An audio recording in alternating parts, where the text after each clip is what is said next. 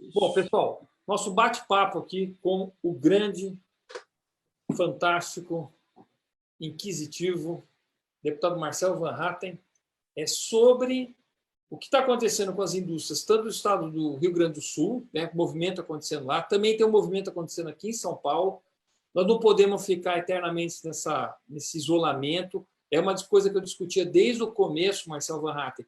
Beleza, vamos fazer isolamento, porque a gente não sabe exatamente o que fazer com esse vírus, com esse corona. Pelo menos é uma medida talvez primitiva, medieval, mas que é efetiva para segurar, achatar a curva de crescimento. Só que nós temos que ter um plano para sair. E está chegando nesse momento, né? Porque não é possível que a gente vai ficar eternamente dentro das casas, isolado, matando a economia, matando os empregos, destruindo valores, consumindo a riqueza das pessoas. Então, acho que agora é o momento, Van Hatten, e eu vi que o pessoal do Sul está se movimentando, se organizando, eu acho que vocês são assim, protagonismo de história, gente com presença, com força, com opinião. Então, eu queria só que você me contasse o que está acontecendo no Rio Grande do Sul, do movimento, para a gente falar aqui de São Paulo também. Claro. Bom, Alexis, na verdade, muito contente de estar falando com você nessa live, sabe quanto eu te admiro como pessoa mesmo, não como deputado federal apenas, pela tua trajetória toda, por tudo que você fez para poder chegar onde chegou e batalhando, trabalhando muito. Um verdadeiro exemplo que representa milhões de brasileiros, né, que estão na luta todos os dias e que muitas vezes não são lembrados, né, por quem está em posição de autoridade, né? Eu tô aqui em Brasília, né? Eu vou participar presencialmente daqui a pouco da sessão. Você aí de Campinas, né? Tua biblioteca maravilhosa aí no fundo, né? Muito bacana. E assim, Alexis, essa preocupação nós temos e tivemos desde o início, né? Como fazer para que essa situação tão grave na área de saúde, né, não representasse uma decadência econômica que inviabilize, né, uma retomada do desenvolvimento no Brasil por muitos anos. Eu estive na China no início do ano, até foi algo bem coincidente, né? Eu estava lá por uma questão familiar, e quando eu saí de lá no dia 25, ainda encontrei domingo, não, quando foi no feriado, foi terça, até fica meio perdido. Né? Terça, no meio das minhas coisas, das minhas recordações de viagem, encontrei um jornal China Daily, que eu levei no avião na saída da China, com a imagem de um pedágio, né, na entrada de Wuhan, e que é longe de onde eu estive na China, eu estava em Xangai, mas aí o pedágio está lá e está tudo fechado e os carros dando meia volta, uma foto aérea, né? E eu pensei, puxa vida, isso aqui só é possível porque é na China, porque é um país comunista, uma ditadura que consegue impor esse tipo de restrição. E o nosso mundo mudou muito, né? O nosso Brasil, tudo, né? Tudo acabou mudando muito, e a gente viu uma série de atitudes restritivas de liberdades, do nosso direito de ir e vir, algumas abusivas, né? Sem que a gente tivesse os argumentos todos na mesa ainda sendo tomados, mas nós todos fomos tolerantes inicialmente, porque nós sabíamos e sabemos que esse vírus é letal.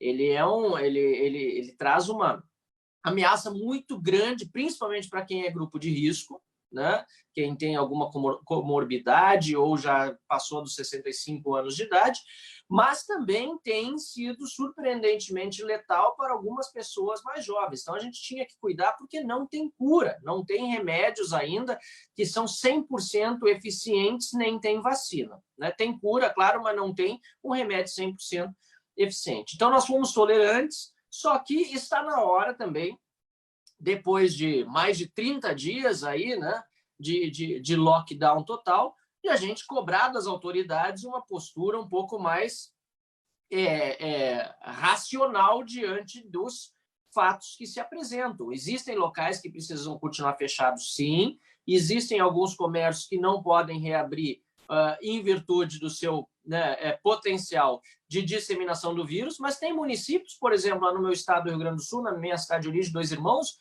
com apenas 3 casos, sem nenhum tipo de disseminação do vírus comunitária, e que não tem sentido todo o comércio, absolutamente tudo ficar fechado e as pessoas ficarem trancadas em casa. Não faz sentido nenhum. Então, é preciso reabrir o comércio com segurança em muitos locais do país, né? Não em todos, e, ao mesmo tempo, tomar todos os cuidados necessários na estrutura de saúde pública para que, sempre que houver um novo caso, ele seja bem atendido, bem cuidado e não faltem leitos.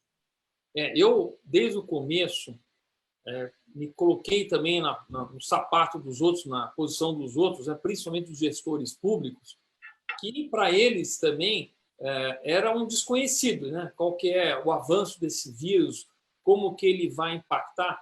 Obviamente, pelo movimento que havia pela China e pela Europa, as pessoas foram relutantes, no primeiro momento, de fechar tudo, porque sabiam do impacto econômico, né, Marcelo? Sabe que quando fecha, não fatura, não paga imposto, a roda começa a perder o seu ritmo e começa a ter um problema sério, até para o Estado, né? Não é só para o cidadão, não. Que, obviamente, vai devolver em serviços, sejam bem ou mal prestados. Mas, quando você se coloca como um prefeito, um governador de uma cidade, as pessoas vão te responsabilizar pela ausência de pela omissão de alguma atitude ou pelo exagero dessa atitude vai vir depois. Então, eu me colocava também na pele desses governadores, falava, fecha tudo, fecha tudo. Só que eu falava, gente, vamos usar um pouco mais de ciência, vamos usar um pouco mais de bom senso e não ser tão radical de fechar absolutamente tudo. Por quê? Porque, como você mesmo disse, municípios distantes, municípios onde as pessoas moram de forma mais distante, que não tem tanta concentração, onde não tem essa pobreza acumulada, como nas favelas e tal, eu acho que a gente podia pensar em graduações, nível 1, 2, 3, ou risco 1, 2 e 3, e aí poder fazer essas medidas restritivas conforme o real risco, e não pegar a capital, Porto Alegre, ou a capital, São Paulo, que obviamente vai ter números e vai ter uma fotografia pior desse quadro e querer projetar isso para uma cidadezinha do interior. Era isso que eu falava, gente, está me parecendo falta de bom senso, parece que está muito radicalizado, né? E aí eu tenho a impressão de que muita gente nem obedeceu muito isso. Na cidade de São Paulo, a gente percebe que houve realmente uma colaboração, houve um movimento maior, não é certo? Mas cidades menores do interior não teve.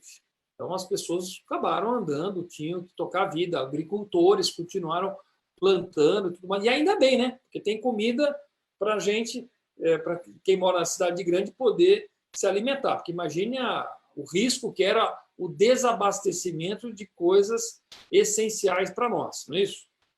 Exato, exato.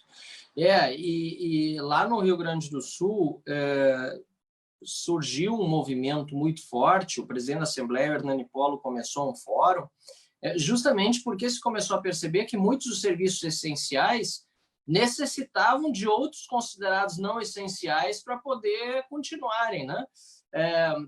Mesmo o produtor, né, de frango, por exemplo, ele precisa de peças, de equipamentos para a indústria dele que só são fornecidos por outras indústrias que não são considerados essenciais. Então, aos poucos, era necessário que se fizesse com que todas as cadeias pudessem ser interligadas, e isso agora está sendo feito de uma forma bastante paulatina. Então, gente, a gente estava discutindo, as medidas estão sendo tomadas no Rio Grande do Sul, São Paulo, para começar a reabrir a economia, comportamento dos gestores públicos mediante a pandemia no começo, e agora que nós não podemos ficar eternamente parados, certo, Barrato?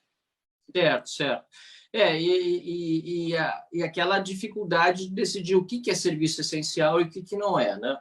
É claro que alguns são muito facilmente definíveis, principalmente produção de alimentos, tudo que tem a ver com a saúde pública, afinal de contas, essa é a grande prioridade. E também é importante lembrar nesse aspecto, viu, Alexis? Até, inclusive, a própria saúde tem se prejudicado muito, não só pela falta de arrecadação, porque, afinal de contas, são os impostos que mantêm o sistema público de saúde funcionando, mas também pela falta de pacientes que tinham, por exemplo, cirurgias eletivas, que tinham consultas marcadas e que não estão mais indo a hospitais. Lá no Rio Grande do Sul, nós tivemos um hospital, o Hospital Regina, em Novo Hamburgo, que já dispensou, se eu não me engano, foram mais de 100 colaboradores, porque simplesmente, até vou procurar aqui, simplesmente está sofrendo com a falta de pacientes, né? E não é a falta de... Não é que a gente queira ter mais pessoas doentes, não é isso. É porque muitas pessoas tinham já, talvez alguns que estão assistindo aqui, consultas marcadas, cirurgias marcadas e não estão indo. Então, isso também está interferindo 132 pessoas foram demitidas no Hospital Regina de Novo Hamburgo. Já está afetando muitos hospitais que estão com dificuldades financeiras, Alexis. Não, engraçado, né? Que é quase uma incoerência, né? O que nós mais precisamos é de saúde, só que a questão da saúde não é só o corona, né? Muito bem dito, tem cirurgias das mais variadas, programadas, que é receita para os hospitais, né? Claro. Temos, aí até podemos dizer que é um ganho, quer dizer, eu imagino que tenha tido muito menos acidentes de automóveis e de crianças no parquinho e bicicletas e gente que chega com ossos quebrados ou nesse tipo, quer dizer, legal, mas eu vejo como mudou tanto o comportamento de todos nós, né, que até o perfil dos doentes que foram para os hospitais mudou. E esse hospital agora está sem o giro que deveria, mandando gente embora. Para mim, foi uma das coisas mais inéditas que eu vi nessa pandemia. Pois é, e claro, são pessoas principais, estou vendo a matéria aqui, das áreas administrativas e de apoio, né? Não sei se está mais bem definido o que são as áreas de apoio, mas o problema é o seguinte, essas pessoas todas vão fazer falta depois se a situação piorar, né? Tem a questão dos empregos, que é fundamental, as pessoas que não estão trabalhando perdem, né, o seu ganha-pão, e também tem a questão do próprio atendimento na saúde, afinal de contas, essas pessoas farão falta à medida que o sistema de saúde for demandando, for sendo, mais demandado. E vai voltando para a sua regularidade, né? Porque nós estamos hoje numa coisa fora da curva, né? Daqui a pouco nós vamos estar de novo na sua normalidade. Mas, Marcel, eu queria que você teve alguns pontos com o pessoal, alguns grupos de empresários aí, né? E eles demandando para o governo começar a abrir. E eu também escutei o Eduardo Leite numa entrevista na CBN, em que ele afirmava que o número de leitos, né, o número de leitos na UTI, a ocupação do número de leitos na UTI no Rio Grande do Sul, surpreendentemente, para mim, pelo menos, é muito baixa.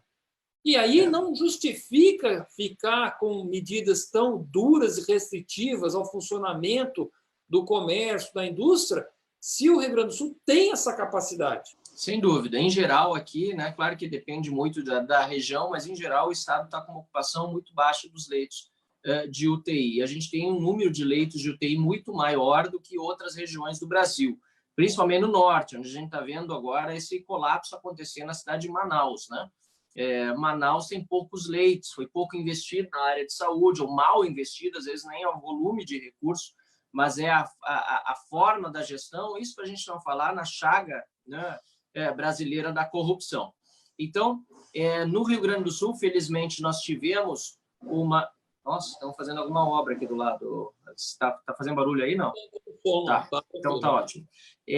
Então, aqui no Rio Grande, aliás, lá no Rio Grande do Sul, a ocupação ainda está bastante baixa, e isso também permitiu, né, que se abrisse o comércio em uma série de regiões. Primeiro, o governador fez um decreto que fechava o estado todo.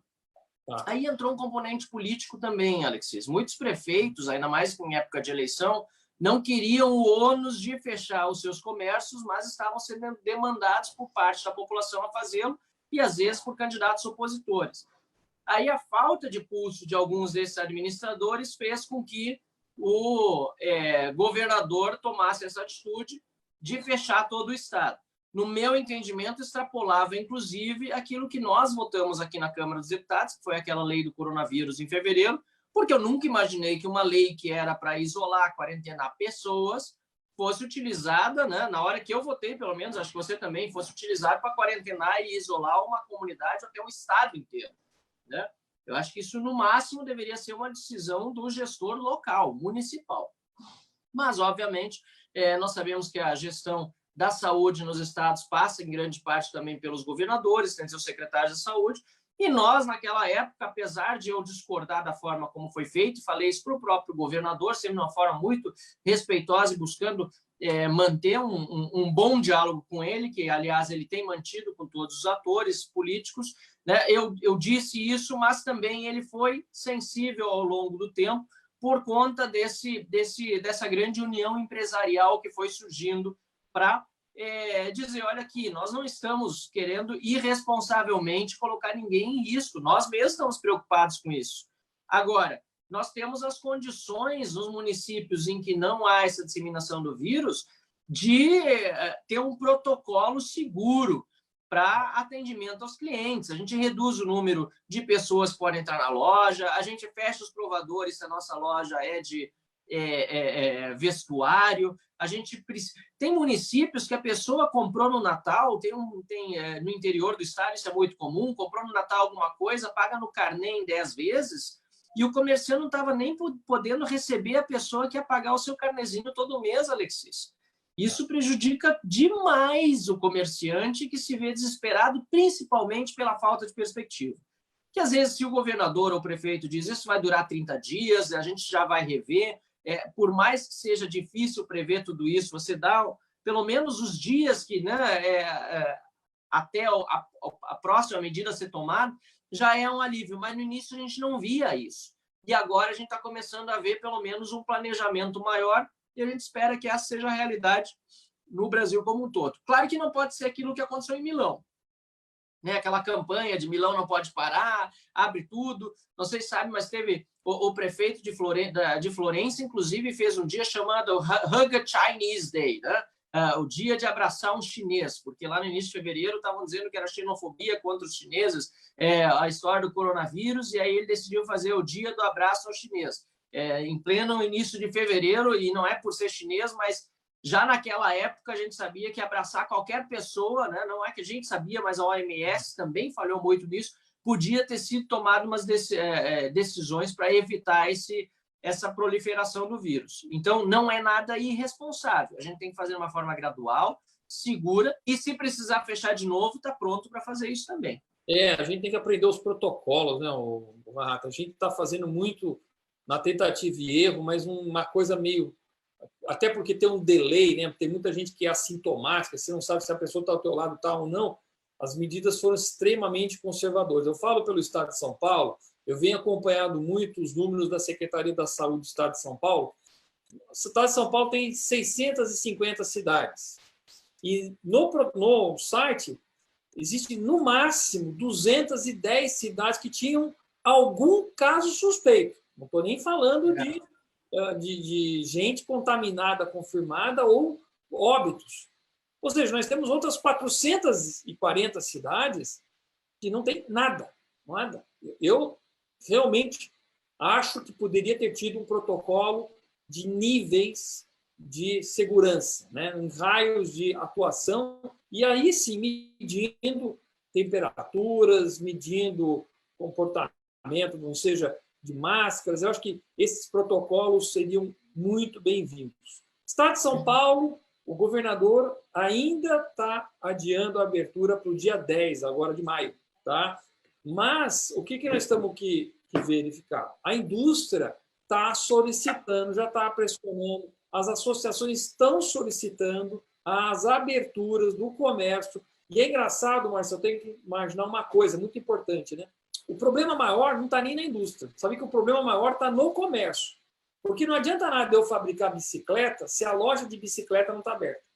Eu não consigo entregar bicicleta, não consigo vender.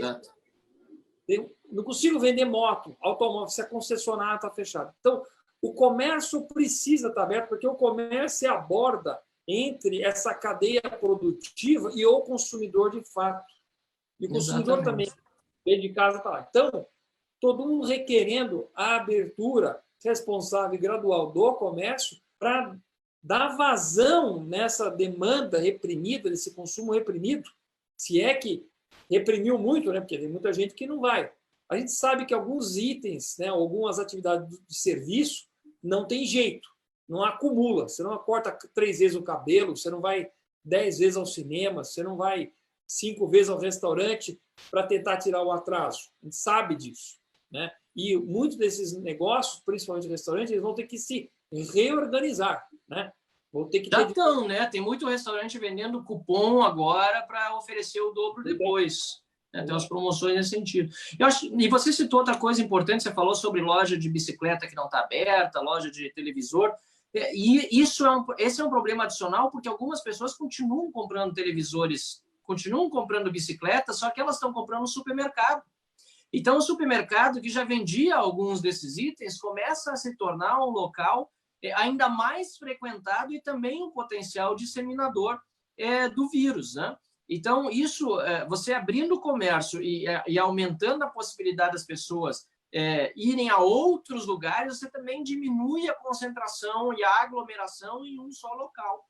Claro que isso pode ser feito, como algumas prefeituras têm feito dessa forma, pode ser feito, né, determinados dias da semana abre tais comércios, ou durante determinados horários. Nós todos estamos aprendendo isso, só que é importante aprender também com quem já tem essa prática. E no Brasil isso ainda é pouco disseminado, olhar o que está acontecendo no exterior para trazer para o nosso país. E nós aqui na bancada do Novo, né, a gente tenta sempre trazer um pouco da experiência internacional para dentro.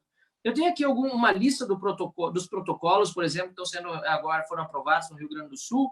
Ela é bastante longa, mas eu posso ler alguns itens se você achar interessante, Alexis. Foi os mais pontos. Por exemplo, manter os locais de circulação em áreas comuns com sistemas de ar-condicionado limpos, né, filtros e dutos, e manter pelo menos uma janela ou portão abertos para contribuir para a renovação do ar, né, proibir a prova de vestimentas em geral. O cara precisa comprar um sapato, precisa comprar uma roupa, ele tem que olhar, decidir, comprar e levar. Não pode ficar ali tocando em todas as mercadorias, né? Fechar os provadores, por isso também, se tiver na loja, né?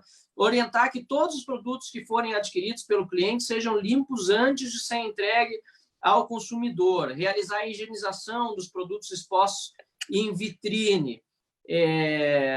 Deixa eu ver o que mais eu tinha aqui. Proibir os estabelecimentos de cosméticos de disponibilizarem mostruário disposto ao cliente para prova de produtos, né? Exigir que os clientes, antes de manusear roupas ou produtos mostruários, higienizem bem as mãos com álcool gel 70% ou similares. Limitar a utilização de veículos de fretamento para transporte de trabalhadores a 50% da capacidade de passageiros sentados. Não enche o ônibus, bota só um a cada 2 bancos. Então, quer dizer, inclusive, todas essas medidas aqui, quais são talvez essa do ônibus, que é um pouco mais difícil de manter depois, mas muitas dessas medidas vão poder ser mantidas depois desse período, até para uma higiene melhor para disseminação de outras doenças. A KLM mandou um e-mail ontem, que eu recebo e-mails de várias companhias aéreas, a KLM é uma delas, dizendo assim, olha, nós estamos tomando todos os cuidados e várias das coisas que nós estamos fazendo agora vão significar um passo além na higienização no futuro e em melhores condições sanitárias nas nossas aeronaves. Ou seja, é um reconhecimento das empresas também que nós precisamos fazer mais para que no futuro a chance de uma pandemia dessas seja muito menor. Remota, é isso mesmo.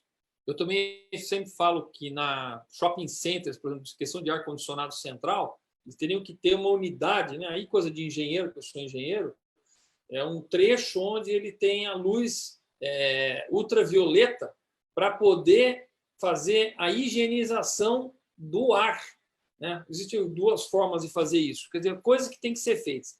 Agora, o pessoal aqui em São Paulo também, viu, a indústria, as associações, formaram um grupo bem bacana aqui, ó, Coalizão da Indústria. Primeiro, estou solicitando para o governador começar a relaxar as coisas, porque está muito rígido, está caro, os empregos vai estar entrando vicioso, não virtuoso. Então, assim, até o certo momento a gente se aguenta, né? O que é o aguenta? Quando acaba as férias coletivas, quando você tem aquela parada de um mês e pouco. Tal. Depois disso já começa a ter demissão. Demissão é ruim porque você não consegue mais recuperar. Né? E aí, eles estão vindo com uma série de sugestões de liquidez também. Como é que o dinheiro chega para poder irrigar a economia, para a hora que retomar, ter dinheiro na mão de quem não tem mais poupança. Porque vamos lembrar que quem ficou em casa, esse negócio de quarentena, está consumindo a poupança dele. Se ele não tem salário garantido, se ele não tem a renda dele de alguma forma, ele está consumindo a poupança dele.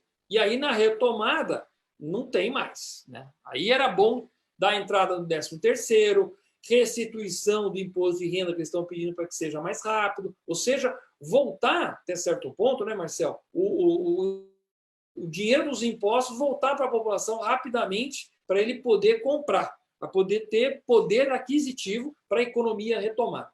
Eu só gostaria de lembrar 2 pontos que eu andei analisando: a recuperação da economia na China. Eu não sei se você já viu esse gráfico, mas assim é impressionante. Eles despencaram milhões de desempregados e logo em seguida recuperaram. E, aliás, recuperaram mais do que estavam. A economia chinesa já está com mais gente contratada do que estava antes dessa pandemia. Por quê? Porque a China agora também está atendendo ao mundo. Né? Exato. Dizem uma frase muito boa que eu gosto, que eu escutei uma vez assim: a fábrica do mundo é a China, o escritório do mundo é a Índia e a fazenda do mundo é o Brasil. São os 3 grandes players nas suas competências. O Brasil produz para o mundo, a China fabrica para o mundo e a Índia atende o mundo. Exatamente. Agora, a curva de recuperação brasileira, só para completar, a curva de recuperação brasileira é que me preocupa muito. E é muito das matérias, né, Marcelo, que a gente briga aí dentro da Câmara dos Deputados, como foi a carteira verde e amarela, de desburocratizar as relações trabalhistas, flexibilizar as coisas, acabar também com tanta necessidade de alvará, de licença. Veja que coisa estúpida que pode acontecer agora na retomada. Um restaurante que tinha vigilância sanitária, que tinha CETESB, que tinha alvará de funcionamento, um monte de coisa, venceu, por algum motivo venceu. Ele vai retomar o negócio dele e já ficou quase 2 meses pagando aluguel, negociando com o funcionário. O cara, o curso dele, o caixa está vazio. E vai retomar, e agora tem que apresentar esse monte de licença para poder retomar. Uma das ideias que a gente está tendo, Marcel, é o seguinte: é aquela questão da aprovação tácita ou prévia que aconteceu lá na MP da medida da liberdade econômica, ou seja, ele já tinha todas as licenças, ele já funcionava, ele sabia como é que era, não é um negócio novo. Então ele tem o direito de retomar o negócio dele e as licenças que estão atrasadas, ele vai ter tempo para regularizar isso, mas em funcionamento, faturando, podendo pagar suas contas. Perfeito, Alexis. E esses teus exemplos são muito bons, tanto das burocracias que nós enfrentamos hoje, que vão ter que ser revistas, como também da produtividade, da facilidade no setor público, por exemplo, ou na dificuldade do setor público de se implantar meritocracia. Tudo isso vai ser muito importante para ser discutido ao nós passarmos para a próxima fase, após a pandemia. A exemplo do que está acontecendo no mundo, principalmente porque tem gente dizendo esse é um momento de expansão de gasto, o liberalismo deu errado, o liberalismo fracassou e assim por diante. Mentira pura. É um momento de, provisoriamente, sim, o governo resgatar as pessoas que estão com mais dificuldades, por isso nós temos esses auxílios sendo aprovados, né, tanto para informais como para empresas. Não tem o que fazer, o mercado não está funcionando. Nós acreditamos que o mercado deve ser livre, nós defendemos isso, não mais do que acreditar, nós defendemos isso porque é isso que a realidade mundial demonstra, mas no momento que o mercado não está funcionando, que é esse mercado agora, não tem jeito. Temporariamente, o governo precisa intervir. Mas, e aí vem a boa notícia para quem é liberal e para quem defende mais desburocratização. É nesses momentos que nós mais percebemos como a burocracia atrapalha.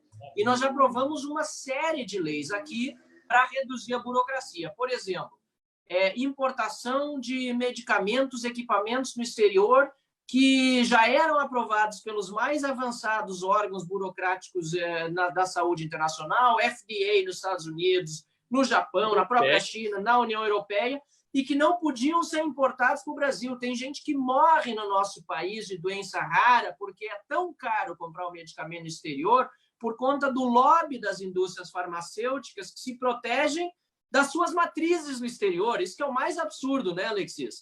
As indústrias farmacêuticas, as filiais no Brasil, se protegem das suas matrizes no exterior e medicamentos já aprovados por outros órgãos levam anos para ser aprovados na Anvisa, porque ainda, além do protecionismo, você tem uma demora burocrática para aprovação. Então, isso já foi eliminado durante o período da pandemia e eu espero que isso se mantenha também para depois. E o exemplo da China que você disse é pontual e fantástico. Eu estive lá, como eu disse, conversei com o embaixador brasileiro na China quando estive na cidade de Pequim, e ele me falou como lá no setor público a meritocracia é regra, Alexis. Um comunista brasileiro, ao ver como funciona o comunismo lá na China, certamente mudaria de partido, se desfiliaria imediatamente, porque aqui os caras defendem um atraso, defendem os sindicalistas, defendem toda essa falta, né, de mobilidade interna no serviço público que faz com que os bons profissionais, e tem tantos no serviço público,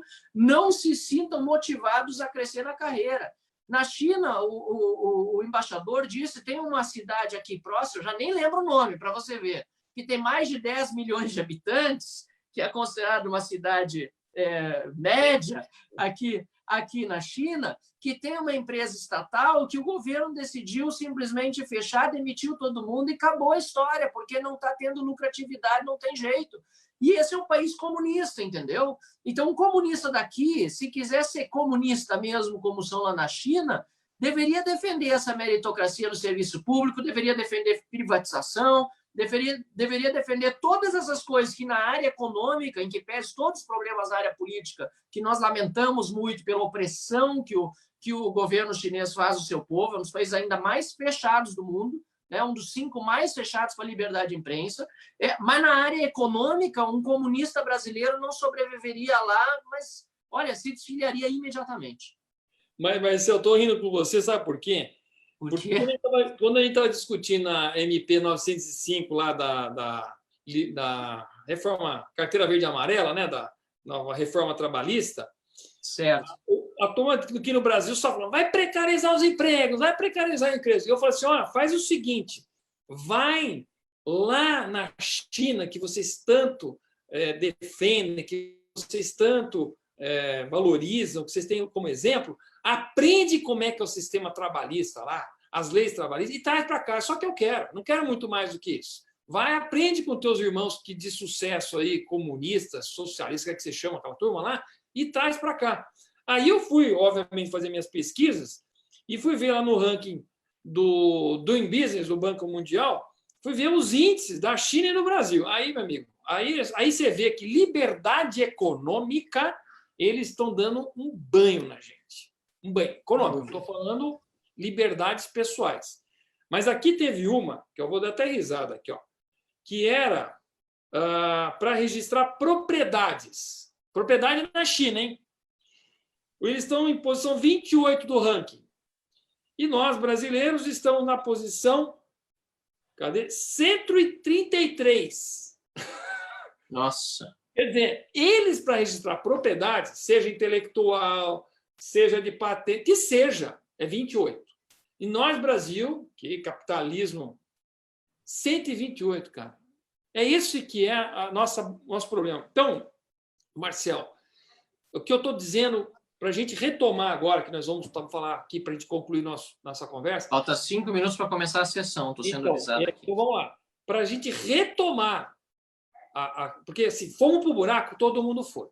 Agora, só deixa eu fazer ainda um comentário sobre essa questão antes da retomada, só que eu precisava fazer sobre essa questão da hipocrisia dos políticos, principalmente na esquerda. Vai ver se nos gabinetes eles dão aviso prévio quando eles querem exonerar alguém. Vai ver se eles achariam bom ter lei trabalhista para contratar alguém nos gabinetes deles.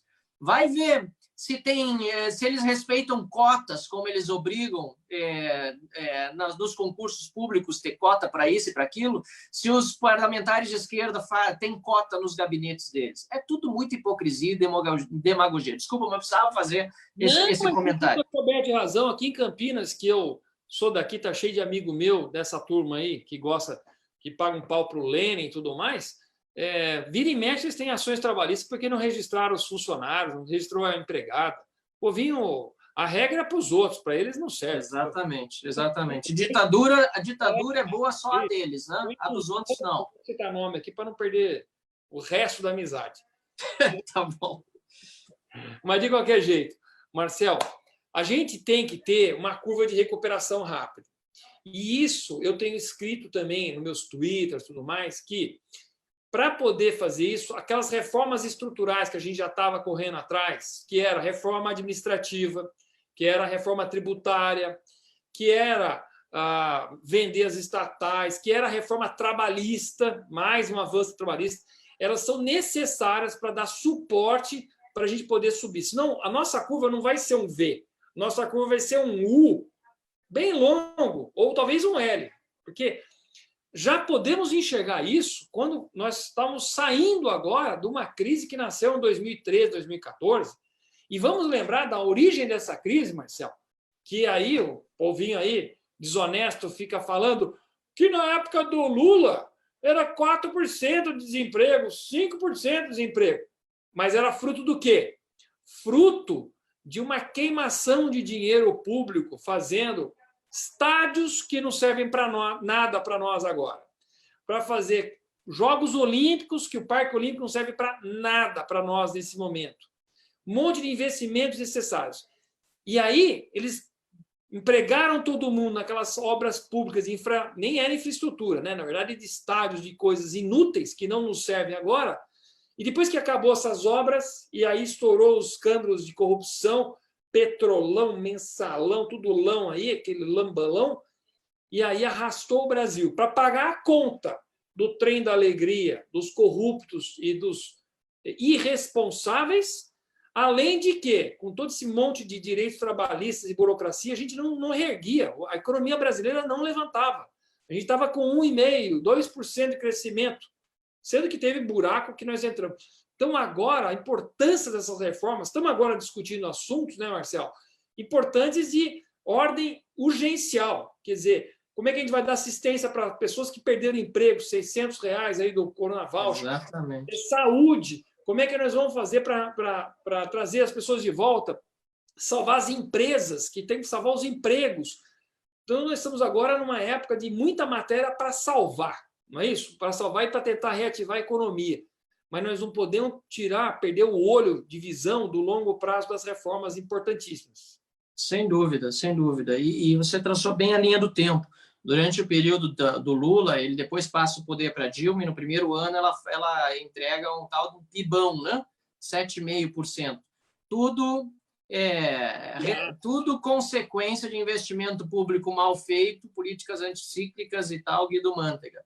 Chega no período da crise, antes do impeachment, ali 2015, 2016, ou 2014, 2015, o país cai por ano 3,5%. Foi a pior crise desde sempre, desde 29. Ou seja, nós enfrentamos o inferno. E uma crise, vamos lembrar, quando o mundo não estava em crise. Quer dizer, nós produzimos a nossa própria crise. E que eles desonestamente acusaram a Lava Jato de fazer o Brasil entrar na crise. Quando que, na verdade, a Lava Jato era o remédio a essa doença que era a corrupção. Sem dúvida, sem dúvida. Se você não eliminar o desvio de verbas, você não vai ter crescimento sadio, né? Você precisa ter o capitalismo associado a governos, né? Deixa de ser capitalismo. Em inglês chama cronyism, né? Que é o capitalismo de laço. O capitalismo de verdade, o desenvolvimento econômico, ele surge da inovação das pessoas e da limitação do governo às áreas em que ele tem que atuar, a começar a segurança pública. E nós herdamos um país, agora a gente está com esse problema aí também da libertação de presos, absurda durante esse período de coronavírus, né? Em que muitos têm uma mentalidade pró-bandido e não cidadão honesto. Mas esse é outro tema, a gente já tem que desligar em seguida. Mas para concluir, eu vou concordar 100% com você. Se já eram importantes as reformas administrativa e tributária por conta dos rombos passados, agora elas vão ser, na retomada, ainda mais fundamentais. Vai ser difícil, mesmo que hoje o discurso da esquerda esteja aí zunindo nos ouvidos, gente criticando e tal, vai ser difícil alguém sensato, na saída de uma crise que vai nos legar um buraco no PIB maior do que o anterior, alguém sensato dizer que a gente não precisa simplificar o nosso sistema tributário, ampliar a nossa reforma previdenciária, porque os 10 anos de economia, não é de economia, né, mas de contenção do rombo previsto, já foram praticamente todos nesses 2 meses, né, de pandemia, amplificar também a discussão sobre a reforma administrativa, tudo isso vai surgir como uma oportunidade a partir dessa crise. Mas agora é hora realmente de, com serenidade, com responsabilidade, enfrentar esse problema, buscar sensatez nas lideranças. É importante que nós tenhamos uma amenização. Você tem sido muito inteligente nisso também, Alexis, sempre botando água na fervura, né? Pedindo o pessoal se acalmar na arena política, porque nós estamos correndo o risco de fazer com que a crise... Olha que absurdo o que está acontecendo no Brasil. Que uma crise política possa ser maior nesse período que uma crise econômica e da pandemia. Esse risco nós não podemos correr. Nós precisamos de sensatez nas lideranças, mais coordenação de esforços, e assim a gente vai sair maior dessa crise do que a gente entrou nela. Marcelo, muito, muito obrigado por participar. Conversa boa, franca. O começo foi meio bagunçado por causa do nosso Instagram. Depois a gente edita e põe certinho lá. No... Mas eu achei que foi uma conversa muito gostosa. Parabéns, sempre bom. E é bom, né, que nós temos novos políticos, essa renovação fantástica que está acontecendo lá dentro do Congresso Nacional, para poder trazer bom senso e pessoas que têm um projeto de Brasil, de país, né, e não um projeto pessoal ou de poder. Então, obrigado, muito obrigado mesmo por ter participado. Vamos fazer próximas e continuar com essa discussão de como que agora a gente cria um protocolo para poder sair dessa situação, porque nós não podemos ficar eternamente dentro das tocas, das casas, porque a economia lá fora está correndo solto, tem conta para pagar.